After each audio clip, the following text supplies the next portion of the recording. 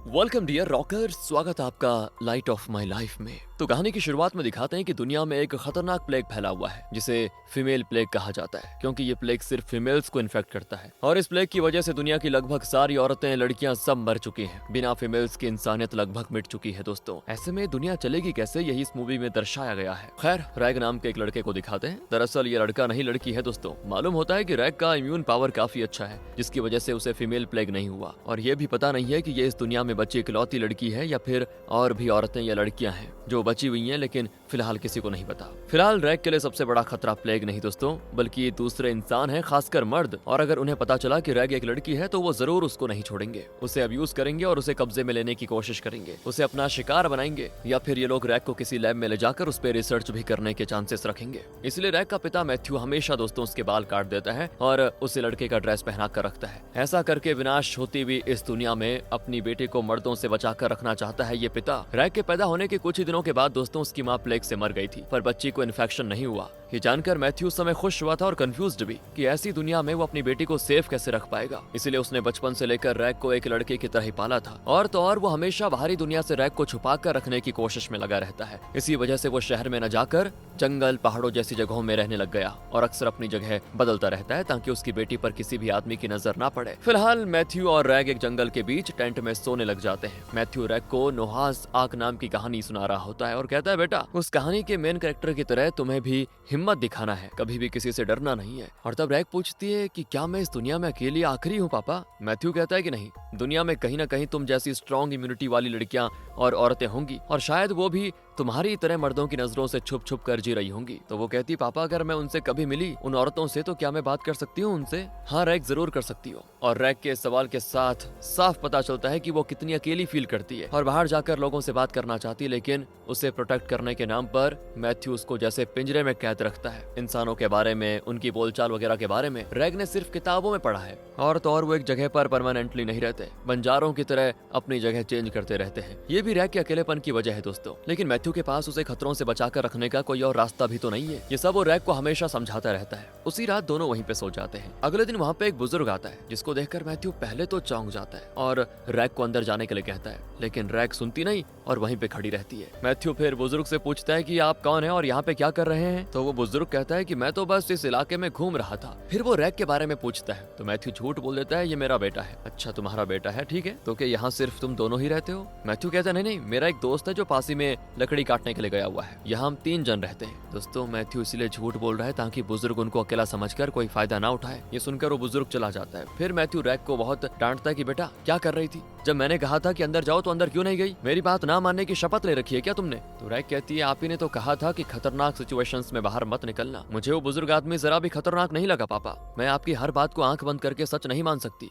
मुझे भी सही गलत जानने दीजिए, उसके हिसाब से मुझे डिसाइड करने दीजिए। और इस बात पे दोनों की बहस हो जाती है। लेकिन मैथ्यू समझ जाता है कि रैग बड़ी होने लग गई है, उसे भी उसकी आजादी चाहिए, उसकी सोच को मुझे एनकरेज करना चाहिए। मैथ्यू कहता है, ठीक है बेटा, तुम सही कह रही हो, तुम्हें अपने फैसले खुद लेना सीखना होगा, लेकिन तब तक तो तुम्हें मेरी बात माननी ही पड़ेगी। मैं तुम्हारी सेफ्टी के लिए ही कह रहा हूँ। लेकिन क्योंकि उस बुजुर्ग को इनका पता चल चुका था दोस्तों, तो मैथ्यू को लगता है कि अब यहाँ रहना सेफ नहीं है। वो अपनी चीजें पैक करके वहाँ से निकल जाते हैं और एक पुराने घर का पता लगाते हैं जहाँ पे कोई नहीं रहता। उस घर से कुछ दूर पर वो अपनी जरूरत की सारी चीजें छुपा कर रखते हैं ताकि अगर इस घर से निकलना पड़ जाए तो वो उन चीजों को लेकर निकल सकते हैं। मैथ्यू उस घर में एक इमरजेंसी एग्जिट बना देता है। उसी शाम को मैथ्यू बाहर कुकिंग कर रहा होता है और तब उसको प्लेग से पहले की लाइफ याद आ जाती है, जब वो अपनी वाइफ के साथ बहुत ही खुश था। तभी दोस्तों रैग सीटी बजाकर सिग्नल करती है, यानी कि कोई खतरा है। मैथ्यू घबराकर रैग के पास आ जाता है तो देखता है रैग किसी चीज को देखकर बड़ी डर रही है। दरअसल वहाँ के शेड में 2 लाशें हैं दोस्तों, जो कि पूरी तरह से सड़ चुकी हैं। मैथ्यू पास जाकर देखता है तो पता चलता है कि एक औरत और एक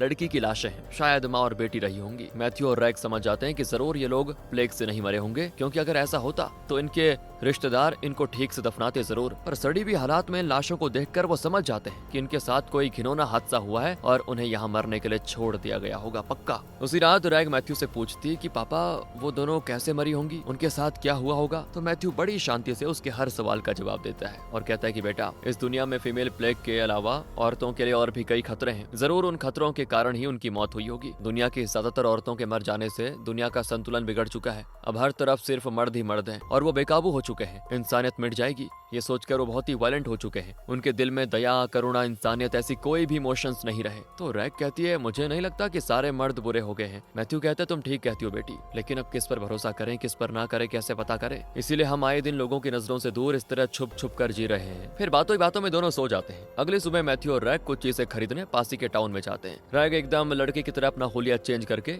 एक कैप पहनकर सुपरमार्केट के लिए निकलती है। उसे बड़ा गुस्सा आता है यार कि उसको ऐसे डर डर के क्यों जीना पड़ रहा है। मैथ्यू उसे अपने फैसले खुद लेने क्यों नहीं देता, वो यही सोचती रहती है। हालांकि वैसे तो मैथ्यू भी समझ जाता है कि रैग की अपनी एक सोच है, उसके हिसाब से उसको चलने देना ही बेहतर होगा। रैग कहती है पापा मुझे कुछ बुक्स चाहिए, अगर मुझे लाइब्रेरी नहीं ले जाएंगे तो मैं सुपरमार्केट नहीं आऊंगी, पहले बता दूं। तो मैथ्यू कहता है ठीक है, पहले सुपरमार्केट जाएंगे फिर लाइब्रेरी। वहां से चीजें लेकर दोनों बिलिंग काउंटर पे आ जाते हैं। अब कैशियर मैथ्यू से पूछता है कि ये कौन है, आपका बेटा है क्या, बहुत ही कम उम्र का लगता है। तो मैथ्यू नर्वस नहीं होता बल्कि एकदम शांति से कहता है हाँ ये मेरा बेटा है, प्लेग के फैलने से 2 महीने पहले पैदा हुआ था। कैशियर कहता है क्या करें सर, बिना औरतों के ये दुनिया कहाँ रही बताओ। वैसे मैंने सुना है कि चाइना वालों ने आर्टिफिशियल औरतें बना दी हैं, कई अफवाहें भी फैल रही हैं कि वो दिखने में एकदम गुड़िया लगती हैं। रैग उसका जवाब देना चाहती थी यहाँ पे, लेकिन मैथ्यू ने उसको मना किया था कि बाहर जाकर किसी से बात मत करना वरना आवाज से उनको शक हो जाएगा कि तुम लड़की हो। इसलिए रैग यहाँ पे चुप रहती है। अपनी चीजें खरीद कर वो लाइब्रेरी जाते हैं और रैग अपनी पसंद की कुछ बुक्स देख रही होती है। मैथ्यू बेटियों को पालने के बारे में एक बुक देखता है। उसे हमेशा ये डाउट रहता है कि मैं अपनी बेटी की सही परवरिश कर भी रहा हूँ या फिर नहीं, इसीलिए वो ऐसी ही एक बुक चुनता है। फिर दोनों पैदल घर लौट रहे होते हैं। रैग ने एक मैगजीन में पढ़ा था कि लड़कियां ज्यादातर कम हाइट की होती है। इस बारे में वो मैथ्यू से पूछती है तो मैथ्यू कहता है बेटा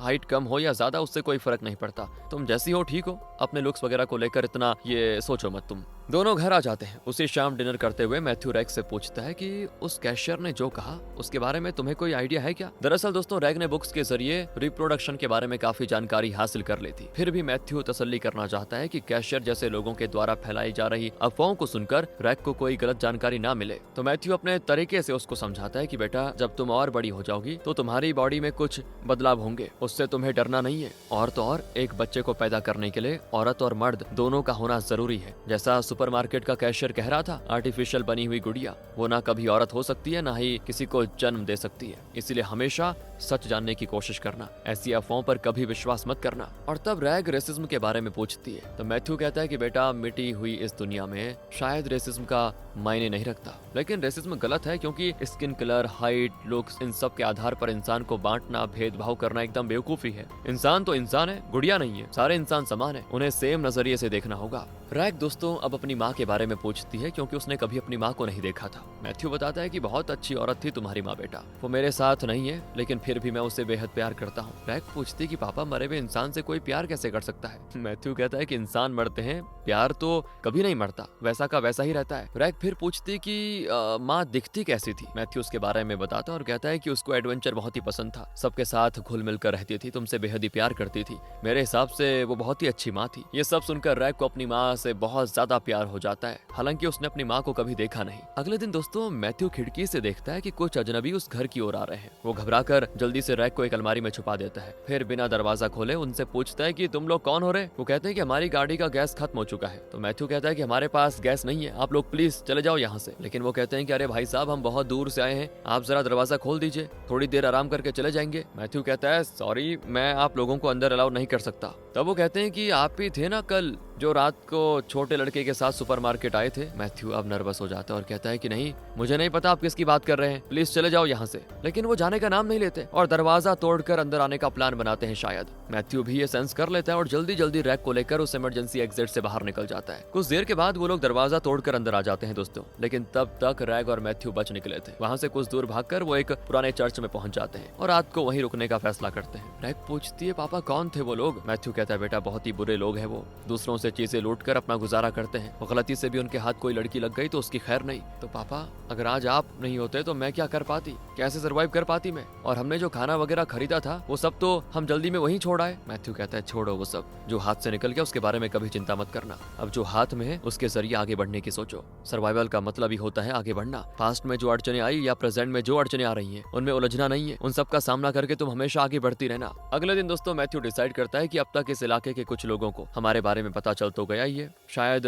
इसीलिए वो गैंग हमको लूटने के लिए आया होगा और अब यहाँ पे रहना बिल्कुल ठीक नहीं है। इसीलिए दोस्तों वो रैग को उसकी नानी के घर ले जाने का फैसला करता है जो कि पहाड़ के ऊपर है और वहाँ कोई आता भी नहीं है ना ही जाता है। रैग पूछती है, अगर आपको पता था कि वो सेफ जगह है तो पहले क्यों नहीं गए वहाँ? इतना भटकने और जगह जगह छुपकर रहने की क्या जरूरत थी? मैथ्यू कहता है, क्योंकि वो जगह बहुत ही दूर है बेटा, और वहाँ खाना और दूसरे सप्लाईज मिलना भी बहुत मुश्किल है। लेकिन अब वहाँ जाने के अलावा मेरे पास कोई रास्ता नहीं बचा। इस पर फिर रैग सॉरी कहती है। मैथ्यू पूछता है, मुझे सॉरी क्यों बोल रही हो रैग? वो कहती है कि मेरी वजह से आपको इतनी तकलीफ उठानी पड़ रही है ना। मैथ्यू कहता है कि बेटा, इसमें तुम्हारी कोई गलती नहीं है, तुम मेरी जान हो, तुम्हें बचाने के लिए मैं मौत तक से जूझने को तैयार हूँ। फिर वो कुछ चीजें लेकर रैग की नानी के घर की ओर निकल पड़ते हैं, लेकिन वो जगह बहुत ही दूर है यार, और वहाँ तक पैदल जाना नामुमकिन है। तो रास्ते में एक गाड़ी आती है। मैथ्यू फिर लिफ्ट मांगता है और गाड़ी का ड्राइवर, जो कि एक यंग लड़का है, वो उन्हें लिफ्ट देता है। वो बताता है कि मैं और कुछ लोग एक जगह जा रहे हैं, वहाँ हम अपनी जरूरत की सब्जियां, फल वगैरह खुद उगा लेते हैं। इतना ही नहीं, इलेक्ट्रिसिटी भी खुद पैदा कर लेते हैं। बाकी की दुनिया के मुकाबले वो जगह लगभग स्वर्ग है सर। वहाँ एक बंकर भी है और उसमें बहुत सारी औरतें रहती है, लेकिन उन्हें वहाँ से बाहर निकलने की इजाजत नहीं है।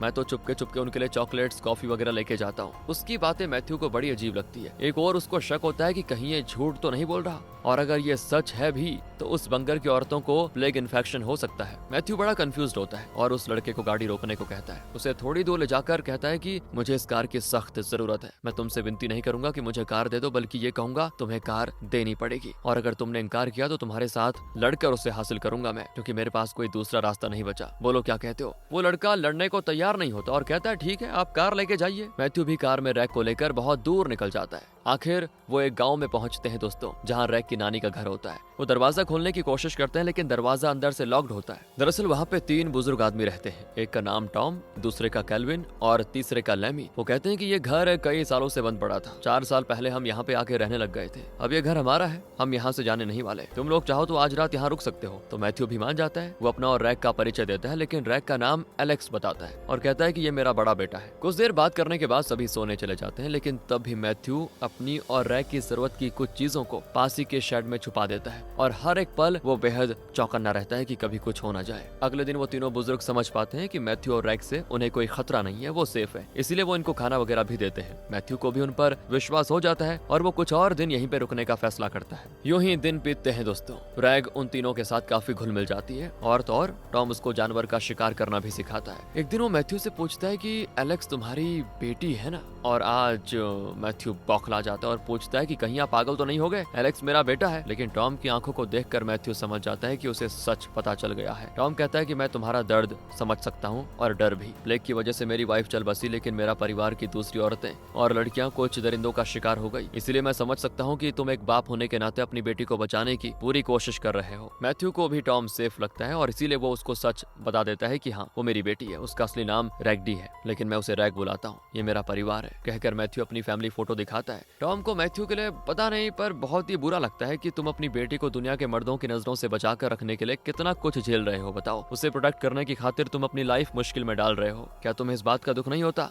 अरे कैसा दुख, मेरी बेटी ही तो मेरी लाइफ है। जब तक मैं जिंदा हूँ उसे मैं सेफ रखूंगा। मेरे मरने के बाद भी मेरी बेटी इस दुनिया में सेफ रहे, अपनी सुरक्षा खुद कर पाए, इसीलिए मैं उसको ट्रेन करता रहता हूँ। सुनकर टॉम भी इमोशनल हो जाता है दोस्तों। कुछ दिन और बीत जाते हैं और अभी तक यहाँ पे कोई खतरा नहीं आया। एक दिन टॉम कहता है कि मैंने सुना है कि न्यूयॉर्क में एक ऐसी जगह बनी है जहाँ औरतें और लड़कियां सेफ है, उन्हें काफी प्रोटेक्शन दी जा रही है। मैथ्यू कहता है मैंने भी उस जगह के बारे में सुना था, लेकिन वो सब झूठी खबर भी तो हो सकती है ना। सच बताऊं तो मुझे किसी पर भी विश्वास नहीं होता अब, ना इंसान पर और ना ही किसी भगवान पर। अगले दिन कुछ अजनबी घर की ओर आ रहे होते हैं। मैथ्यू केल्विन से पूछता है कि वो लोग हैं कौन, लेकिन केल्विन उसके किसी भी सवाल का जवाब नहीं देता और अपना दरवाजा बंद कर देता है। और अब मैथ्यू को पूरा यकीन हो जाता है कि पक्का केल्विन ने ही हमारे बारे में इस इलाके के लोगों को बता दिया होगा। और केल्विन पहले से जानता था कि रैग लड़की है, इसलिए उसने ये बात वहाँ फैला दी है और वो लोग तो रैग को पकड़ने ही आ रहे हैं। मैथ्यू अपनी बेटी को बचाने के लिए उसको ले जाकर ऊपर की अटारी में छुपा देता है, और उस अटारी में एक गैप होता है जिसके जरिए मैथ्यू रैग को बाहर भेजना चाहता है, लेकिन वो काफी ऊंचाई पर होता है। ये दिक्कत है, रैग नीचे गिरकर घायल हो जाएगी। लेकिन फिलहाल उन लोगों से रैग को बचाने का कोई और रास्ता नहीं होता। रैग कहती है मुझे छोड़ दीजिए, मैं नीचे कूद जाती हूँ पापा। मैथ्यू भी उसका हाथ छोड़ देता है और वो नीचे गिर जाती है। घायल तो होती है लेकिन ठीक ठाक चल पाती है। मैथ्यू कहता है कि तुम जितनी तेजी से हो सके यहाँ से भाग जाओ, इन लोगों को मैं देख लूंगा बेटा। कहकर वो अंदर जाता है और तब उन आदमियों में से एक आदमी दोस्तों अटारी में चेक करता है। यहाँ मैथ्यू और उसकी लड़ाई होती है और मैथ्यू उस पे हथौड़ा मारकर उसे खत्म कर देता है। फिर नीचे आकर दूसरे आदमी से लड़कर उसे भी मार डालता है। फिर फिर वो टॉम और लेमी को देखने आता है, लेकिन वो दोनों मरे पड़े होते हैं और अब मैथ्यू जल्दी से मेन डोर खोलकर बाहर जाने वाला होता है, लेकिन तब एक और आदमी मैथ्यू पर हमला कर देता है। बाकियों से लड़कर मैथ्यू काफी थक चुका था, इसीलिए इस आदमी का वो मुकाबला नहीं कर पाता और लगभग मौत के मुंह में चला जाता है। लेकिन ऐन वक्त पर रैग राइफल लेके आ जाती है और क्योंकि उसको जानवरों का शिकार करने की आदत थी तो वो बढ़िया एम करके उस आदमी को शूट करके मैथ्यू को बचा लेती है। लेकिन मैथ्यू बुरी तरह से घायल हो चुका था। फिर रैग उसका सहारा बनकर उसे पासी के शेड में लेके जाती है, उसके घावों पे दवा लगाती है। थोड़ी ही देर में मैथ्यू बेहोश हो जाता है। जब उसे होश आता है तो देखता है कि रैग गायब है। वो घबरा जाता है पहले और रैग को पुकारते हुए बाहर भागता है। तब वो देखता है कि रैग इनकी जरूरत की सप्लाईज वगैरह घसीट के लेके जा रही है। ये देखकर मैथ्यू को बड़ी खुशी होती है। वो भागकर रैग को गले लगा लेता है। कुछ दिन यूं ही बीत जाते हैं दोस्तों। रैग मैथ्यू की बहुत ही अच्छी देखभाल करती है। उसके घावों पर दवा लगाना, उसे खाना बना कर देना, ये सब वो खुद करती है। अपनी बेटी को ये सब करते देखकर मैथ्यू बहुत ही प्राउड फील करता है कि रैग उसकी और अपनी देखभाल बखूबी कर रही है, बताओ। और अब उसको यकीन हो जाता है कि रैग जी लेगी अपने आप को, मतलब मैथ्यू के बाद भी वो इस दुनिया में अकेली सर्वाइव कर लेगी। वो रैग को न्यूयॉर्क की उस जगह के बारे में बताता है जिसका टॉम ने जिक्र किया था, जहाँ पे वो औरतें सेफ है वहाँ की। ये कहते हुए मैथ्यू की आंखें भर आती है और रैग से वो कहता है कि बेटा, मुझे नहीं लगता कि मैं बहुत दिन तुम्हारे साथ रह पाऊंगा या तुम्हें सेफ रख पाऊंगा। रैग उससे हक करके कहती है सब ठीक हो जाएगा पापा। दरअसल दोस्तों ये जान चुके थे दोनों कि इस दुनिया में कोई भी जगह सेफ नहीं है। आखिर तक इन्हें एक दूसरे का साथ देना ही होगा। और इसी के साथ ये कहानी यहाँ पे खत्म हो जाती है। मूवी छोटी थी लेकिन बढ़िया थी। आपको कैसी लगी कमेंट करके बताइए। मिलते हैं आपसे अगली वीडियो में। ध्यान रखेगा अपना and finally thanks for watching.